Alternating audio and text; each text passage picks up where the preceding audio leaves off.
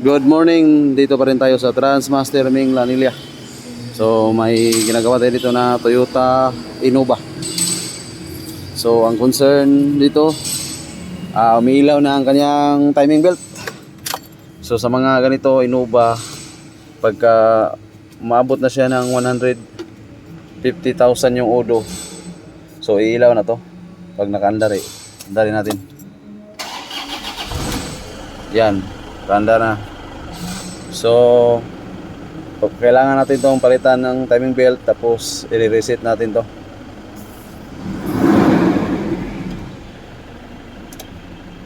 Yan, pagka 150,000 iilaw itong timing belt, so kailangan natin magpapalit. Sa mga naka-Innova dyan, 2KD ang makina or Fortuner, same lang sila.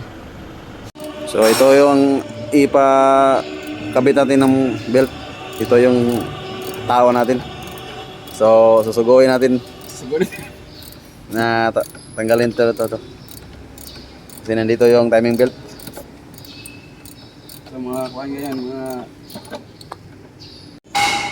So sa 150,000 tarong mag-iwag.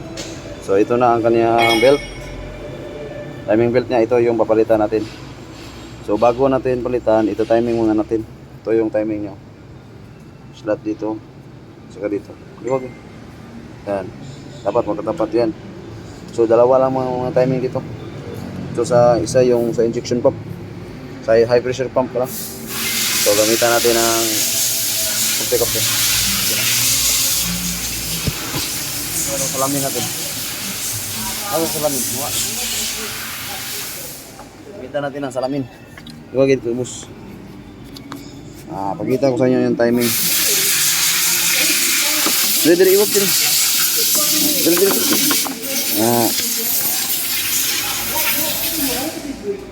Ito sa ubos, iwag. Sa ubos. Check the oil. I don't do the oil is to me. Every time I check the oil, it's good. Hindi masyadong klaro. Dali, iwagan. Iwag. Iwag ba rin?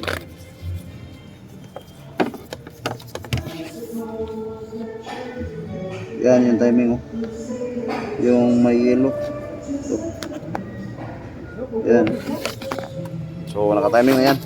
So ito na yung belt ng Toyota Innova natin. 2KD ang makina.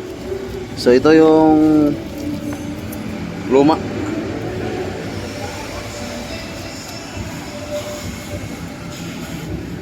Ito yung luma. Saka ito yung papalit natin.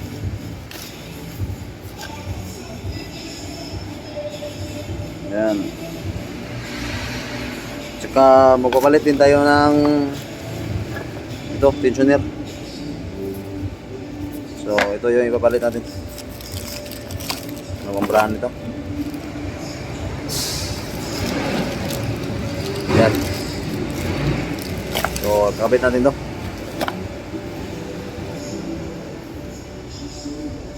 Ayan, naikabit na natin yung bagong belt. Tsaka na-timing na rin natin. Yan. Tsaka yung tensioner, naikabit na rin natin.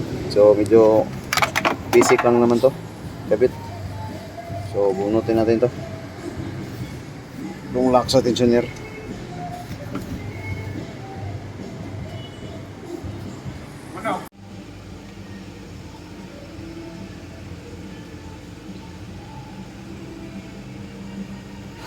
Yan, i-reset na natin.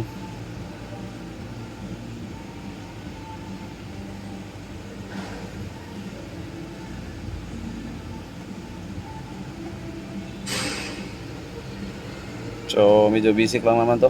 Marami na nakakalam nito sa pagre-reset.